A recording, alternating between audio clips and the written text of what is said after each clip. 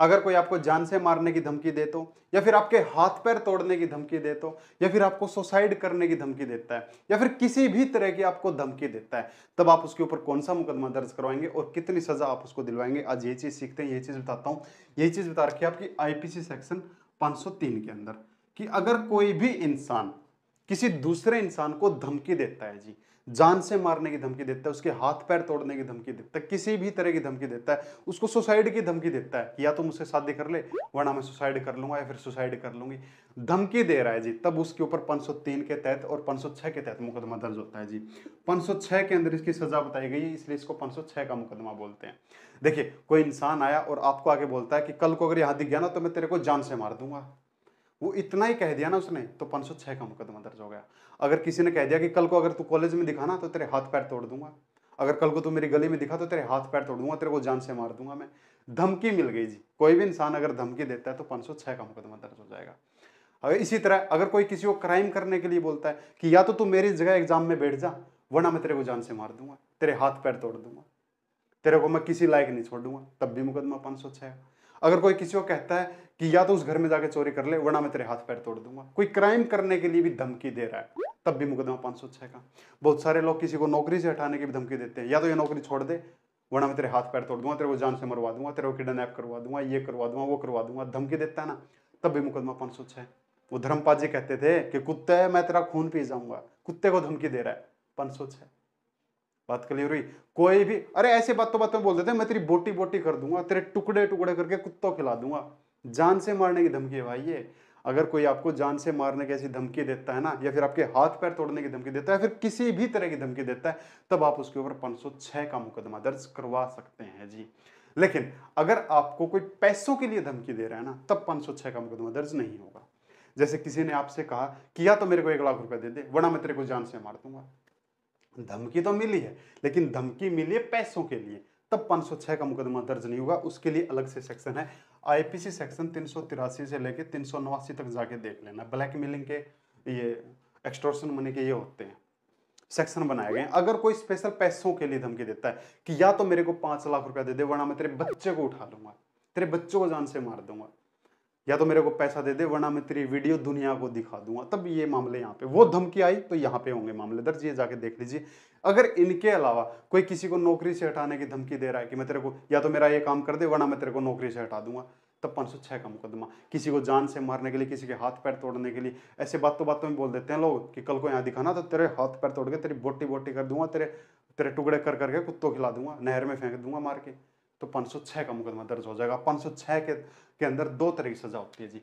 पहली सजा तो होती है अगर कोई आपको जान से मारने की धमकी देता है या फिर आपके हाथ पैर तोड़ने की धमकी देता है, यानी ग्रेवियस हर्ट देता है, तब मामला 7 साल तक का हो जाएगा, यानी कि 7 साल तक की सजा हो जाएगी। ये नॉन कॉग्निजेबल ऑफेंस होता है, गैर संज्ञेय अपराध बोल देते हैं, यानी कि पुलिस वालों को वारंट लाना पड़ेगा, लेकिन इसमें जमानत मिल जाएगी जी, और इसकी सुनवाई जो करेगा वो फर्स्ट कैटेगरी का मजिस्ट्रेट करता है। लेकिन अगर कोई आपको जान से मारने की धमकी नहीं देता, ना फिर आपके हाथ पैर तोड़ने की, देखिए हाथ पैर तोड़ने का मतलब ये है अगर कोई आपको ग्रेवियस हर्ट देने की धमकी देता है, तो ग्रेवियस हर्ट का मतलब होता है ऐसी चोट जो 20 दिन से पहले ठीक ना हो। अधिक जानकारी के लिए ना आप आईपीसी सेक्शन 320 जाके देख लीजिए, यहाँ भी 20 लिख रखा है, यानी कि 20 दिन से पहले जो चोट ठीक नहीं होती। जैसे किसी ने किसी को फ्रैक्चर दे दिया, हाथ पैर तोड़ दिया, तो सीधी सी बात है 20 दिन से पहले ठीक नहीं होगा, तो क्या होगी, ग्रेवियस हर्ट हो गई। किसी ने किसी का जबाड़ा तोड़ दिया, किसी की मार मार के आंखें सुजा दी, किसी का सर फोड़ दिया, या फिर ऐसी धमकी देता है कि मैं तेरा सर फोड़ दूंगा, तेरा जबाड़ा तोड़ दूंगा, बोलते हैं ना कि एक घुसड़ में तेरा जबाड़ा तोड़ दूंगा, 7 साल की हो जाएगी भैया, 506 का मुकदमा। लेकिन अगर कोई किसी को ना मारने की धमकी देता है, ना ऐसी कोई ग्रेवियस हर्ट पहुंचाने की धमकी देता है, जैसे नौकरी से हटाने की धमकी दे रहा है, तब वो मामला हो जाएगा जी 2 साल तक का, यानी कि उसको 2 साल तक की सजा मिलेगी प्लस में फाइन। ये भी नॉन कॉग्निजेबल होता है, यानी कि गैर संज्ञेय अपराध होता है, और ये भी जमानती होगा, बेलेबल होगा, यानी कि थाने से ही जमानत मिल जाएगी। इसकी सुनवाई कोई भी कर सकता है जी। देखो, जमानती और गैर जमानती का मतलब ये होता है अगर कोई मामला जमानती है ना तो आपको थाने से ही जमानत मिल जाएगी, पुलिस वाले आपको जमानत दे सकते हैं। लेकिन अगर वो मामला नॉन बेलेबल का है तब आपको कोर्ट से ही जमानत लेनी पड़ेगी, पुलिस के पास में पावर नहीं होती है। अधिक जानकारी के लिए मैं आपको एक वीडियो दे देता हूँ नीचे कि जमानत कैसे लेते हैं, वो जाके देख लेना, ठीक है। तो 503 और ये 506 का मुकदमा ऐसे दर्ज होता है। लेकिन अगर कोई इंसान आपको चिढ़ाता है, आपके सामने कुछ ऐसी एक्टिविटी करता है कि आप जोशीले हो जाओ, आप हाइपर हो जाओ कोई क्राइम करने के लिए, कुछ ऐसी एक्टिविटी आपके सामने आके करता है कि आप कोई क्राइम कर दो बस, तब तब ये लगेगा नहीं, तब 504 का मुकदमा होता है।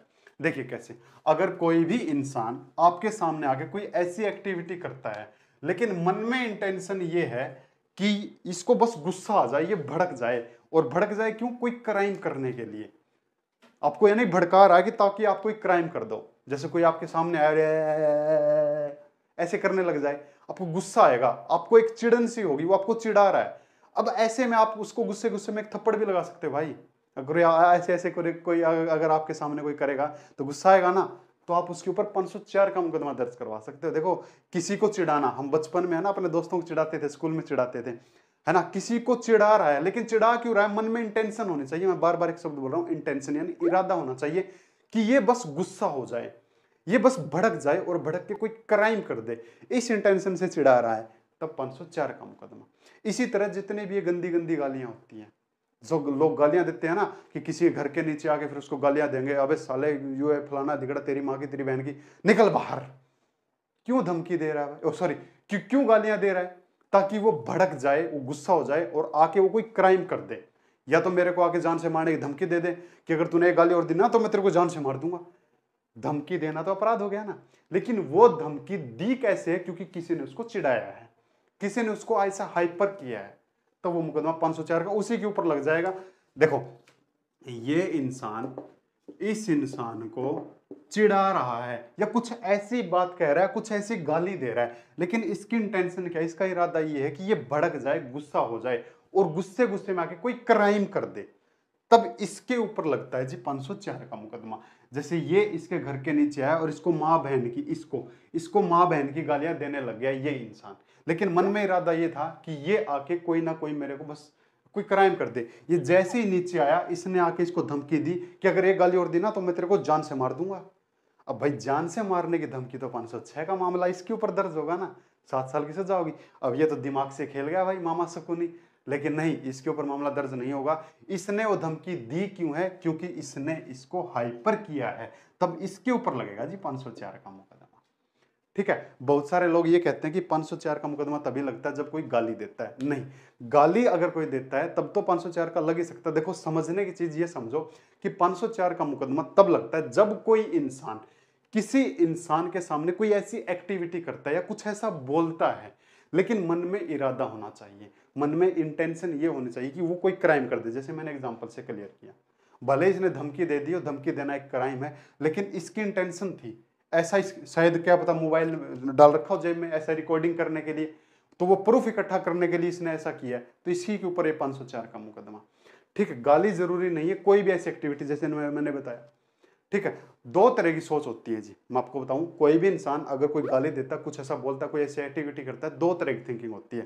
पहली थिंकिंग, पहली इंटेंशन तो ये होती है कि मैं उसकी बेइज्जती करूं, मैं उसका अपमान करूं, तब तो मुकदमा लगता है जी 500 का, यानी कि मानहानि का। जैसे ये किसी घर के नीचे आए और आके कहने लगा, अबे वो चोर, तूने मेरा सामान चुरा लिया, ये कर लिया, वो कर लिया, अबे वो चोर, अबे वो कुत्ते, इसका अपमान कर रहा है, इसके आस पड़ोस में इसकी मार्केट वैल्यू डाउन कर रहा है, इसकी गुडविल डाउन कर रहा है, इसकी इंसल्ट कर रहा है, तब ये इसके ऊपर 500 का मुकदमा भी दर्ज करवा सकता है। लेकिन इसकी इंटेंशन, दूसरी बात, पहली बात तो इसका बेइज्जती करने की इंटेंशन थी, तब इसको गालियां वगैरह दे रहा है। दूसरी इंटेंशन अगर इसकी ये है कि मैं इसको गालियां दूं और ये कोई ऐसा हाइपर हो गया, कोई ऐसा अपराध कर दे, तब इसके ऊपर 504 का मुकदमा। इसी तरह मैं आपको एक स्क्रीनशॉट दिखाता हूं जजमेंट का, देखिए क्या ये केस क्या कहता है। कोई इंसान किसी की दुकान में घुस गया और उस दुकान में घुस गया, उसको जाके देने लग गया गालियां। वो गालियां देने के पीछे दो इंटेंशन थी। पहली इंटेंशन तो उसकी मार्केट में बेइज्जती, उसके आस पड़ोस के जो दुकानदार हो उसके यहाँ पे उसकी बेइज्जती, उसकी मार्केट वैल्यू डाउन हो, उसकी गुडविल डाउन हो। दूसरी इंटेंशन ये थी कि जैसे मैं इसको गालियां दूं, ये भी बदले में मेरे को कोई गाली या कोई ऐसी धमकी दे दे ताकि मैं इसके ऊपर मुकदमा दर्ज करवा दूं। अब जिसने ऐसा काम किया ना, उसी के ऊपर देखो 500 और 504 का मुकदमा लग गया। क्यों? पहले तो जाके उसकी दुकान पे उसकी बेइज्जती की, 500 का मुकदमा, और दूसरी उसने वो बेइज्जती क्योंकि किस इरादे से की, ताकि वो जोशीला हो जाए, हाइपर हो जाए और बदले में कोई क्राइम कर दे। लग गया ना? तो अगर आप भी किसी को ऐसी गालियां देते हो ना, तो गाली वगैरह देना छोड़ दीजिए। वो बहुत सारे लोग सोशल मीडिया पे लिखते हैं कि समझदार इंसान है ना, बोलता बहुत कम है लेकिन कहता बहुत ज्यादा है, यानी कि बिना बोले बहुत ज्यादा कह जाता है। इसी का मतलब ये होता है कि देखो जो समझदार इंसान होता है ना भाई, वो उसको पता है कि मैं बोलूंगा तो बोलने से ही क्राइम निकलता है। जबान बंद है तो क्राइम बहुत ही कम है, लेकिन जैसे जितना ज्यादा इंसान बोलेगा उतना ज्यादा क्राइम करेगा। एक गाली दे दी वो भी एक क्राइम है, एक धमकी दे दी वो बहुत बड़ा क्राइम। देखो 1 सेकंड में मैं किसी को धमकी दे सकता हूं, लेकिन 1 सेकंड के बदले इतनी सजा काटनी पड़ सकती है। ठीक है, तो 504 ये कहता है कोई भी इंसान किसी को चिढ़ाता है, कोई ऐसी गाली देता है, कोई भी ऐसी एक्टिविटी करता है। देखो अभी भी समझ में नहीं आया ना तो एक क्लिप देख लो। सामने वाली दुकान पर मेरा नाम ले लेना, मेरा ससुर तुझे 2 दर्जन चूड़ियां देगा, पहन लेना। आया कुछ कुछ समझ में आया? ये इंसान इसको क्या कर रहा है, कुछ ऐसी बात कह रहा है कि भड़क जाए, लेकिन क्यों? कोई क्राइम करने के लिए। कोई ऐसी बात कह रहा है कि कोई क्राइम करने के लिए सिर्फ भड़क जाए। बात आ गई। ये केजीएफ भाई, केजीएफ का फिल्म का सीन था कि जाके जा चूड़ियां पहन, अरे वाह तूने चूड़ियां पहन रखी है क्या, तो 504 का मुकदमा, इसके अंदर भी 2 साल की सजा होती है जी। और यही ये भी नॉन कॉग्निजेबल ऑफेंस होता है, गैर संज्ञेय अपराध होता है, और इसके अंदर भी जमानत मिल जाएगी। ठीक है, और फाइन जितना होगा जज का मर्जी, इसकी सुनवाई भी कोई भी मजिस्ट्रेट कर सकता है। तो कोई भी इंसान, अगर हम बातों बातों में कह देते हैं अबे ओ तूने तो चूड़ियां पहन रखी है, अबे ओ लुगाई जैसे, अबे ओ फलाने, अबे ओ, समझ गए ना बात, अबे ओ जैसे, चलो नहीं बोलता, तो 504 का मुकदमा। अगर कोई किसी को भड़काने के लिए, और भड़काने के पीछे इंटेंशन क्या है कि कोई क्राइम करे, 504 का मुकदमा। लेकिन अगर कोई मार्केट के अंदर, अपने एरिया के अंदर कोई अफवाह फैला देता है भाई, कोई झूठी अफवाह फैला देता है, तब भी मुकदमा दर्ज हो जाएगा। 504 का 505 का मुकदमा। अगर कोई भी इंसान झूठी अफवाह फैला देता है तब भी मुकदमा दर्ज हो जाएगा भाई, है ना। देखो कानून के अंदर सब लिख रखा है। देखिए कोई भी इंसान कोई झूठी अफवाह फैलाता है, लेकिन फैलाता क्यों है, पहली चीज तो देखी जाएगी ना, इंटेंशन देखी जाएगी। देखिए कोई भी इंसान अगर कोई झूठी अफवाह फैलाता है, लेकिन वो झूठी अफवाह इसलिए फैलाता है कि अपनी भारत की जो सेना है ना, अपनी भारत की जो आर्मी होगी, अपनी एयरफोर्स होगी, अपनी जो नेवी की सेना होगी, उनके जो कर्मचारी वो भड़क जाएं, उनका देश के प्रति वो प्यार ना रहे, या फिर वो अपनी ड्यूटी अच्छे से ना कर रहे, इसलिए वो अफवाह फैला रहा है। इंटेंशन बता रहा हूं मैं, उस अफवाह फैलाने वाले की, ये इंसान कोई अफवाह फैला रहा है, कोई भी झूठी बात फैला रहा है, लेकिन इसके पीछे इसकी इंटेंशन क्या है, बस ये इंटेंशन का ही खेल है सारा कानून के अंदर। ठीक है, ये इरादा क्या है इसका? अगर इसका इरादा ऐसा है कि हमारे भारत के जो सेना के जो जवान है, कोई आर्मी का है, कोई एयरफोर्स का, कोई नेवी का है, वो देश के प्रति उसका वो प्रेम ना रहे, या फिर वो अपनी ड्यूटी अच्छे से ना कर रहे, इसलिए वो अफवाह फैला रहा है, तब भी मुकदमा दर्ज हो जाएगा। लाइक किसी ने अफवाह फैला दी कि है ना, जिस घर में से कोई आर्मी में है, एयरफोर्स में, नेवी में है, उस घर में किसी दूसरे को सरकारी नौकरी कभी नहीं मिलेगी।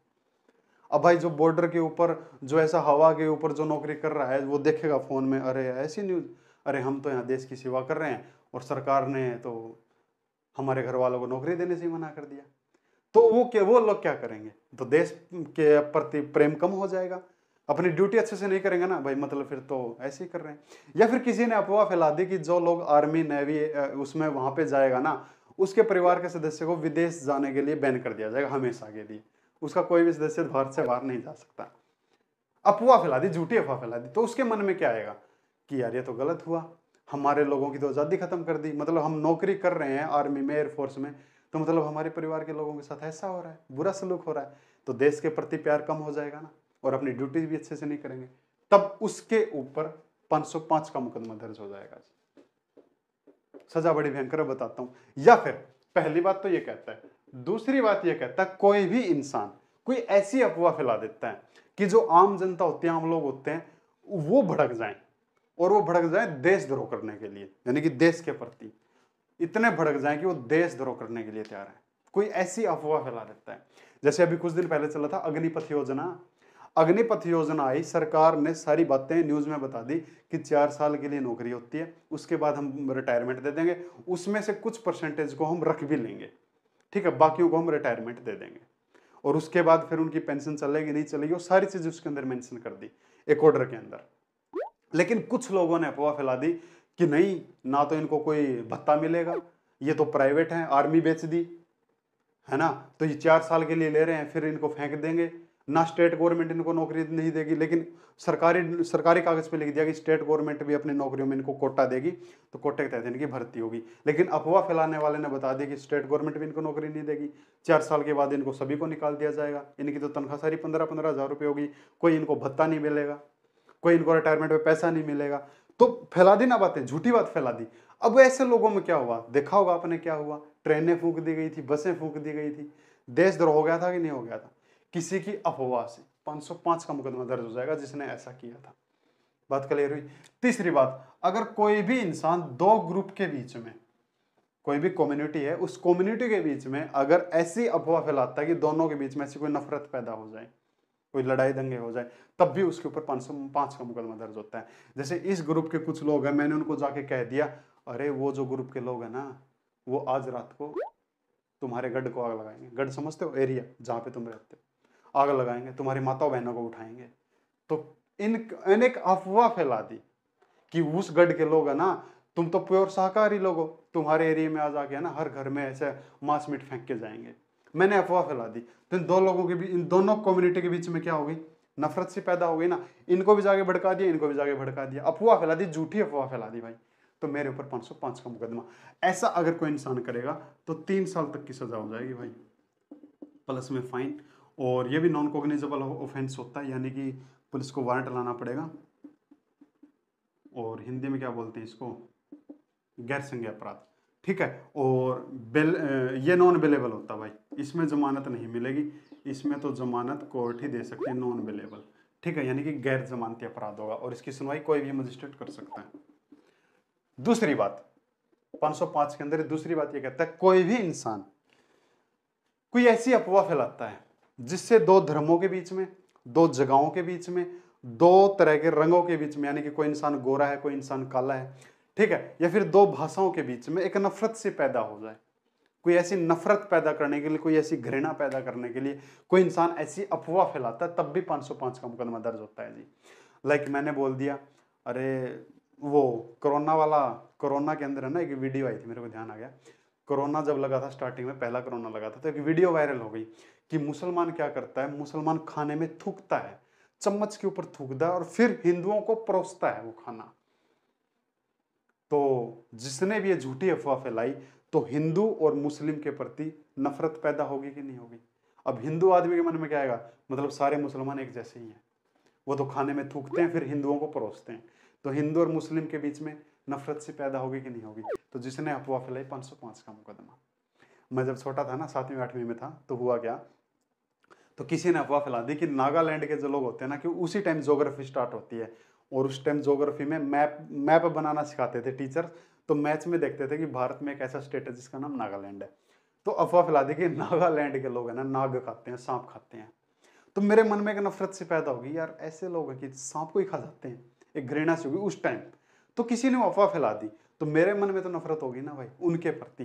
लेकिन जैसे मैच्योर हुए, मैंने देखा यूट्यूब पे, तो मैंने देखा, वो क्वेश्चन मेरे दिमाग में चल रहा बहुत सालों तक, मैंने देखा कि ऐसा कुछ नहीं है, तो उसकी जानकारी ली मैंने नागालैंड एरिया की, क्या क्या लोग वहाँ पे खाते हैं, तो ऐसा कुछ नहीं है, वो भी नॉर्मल इंसान है भाई, इंसानों की तरह खाना खाते हैं, उनका भी कोई खाना है, ठीक है। और कुछ दिन पहले ना, 3-4 महीने पहले, वहाँ के सीएम का मैंने एक इंटरव्यू भी देखा, और उस इंटरव्यू में डायरेक्ट बात उन्होंने मेरी क्लियर कर दी। उन्होंने साफ शब्दों में कह रखा है इंटरव्यू में कि भाई नागालैंड के आदमी सांप नहीं खाते हैं। जो कुछ लोग ये सोचते हैं कि नागालैंड के आदमी ना खाते, तो ऐसा कुछ नहीं है, वो झूठ बात है। तो किसी ने अफवाह फैला दी भाई। तो एक जगह से, यानी कि जिस जगह से मैं था और एक नागालैंड कोई जगह है, कोई स्टेट है, तो हम दोनों के बीच में नफरत पैदा होगी नहीं, यानी कि दो जगहों के बीच में नफरत पैदा करवा दी, दो धर्मों के बीच में नफरत पैदा करवा दी, दो जातियों के बीच में ऐसे कोई नफरत पैदा करवा देता है। जैसे ये होते हैं तांत्रिक वगैरह, क्या बोलते हैं इनको, एस्ट्रोलॉजी, जो भविष्य देखते हैं, ये बताएंगे कि कभी जिंदगी में ना काले रंग वाले आदमी से बात मत करना, वरना तुम्हारा जिंदगी झंड हो जाएगा।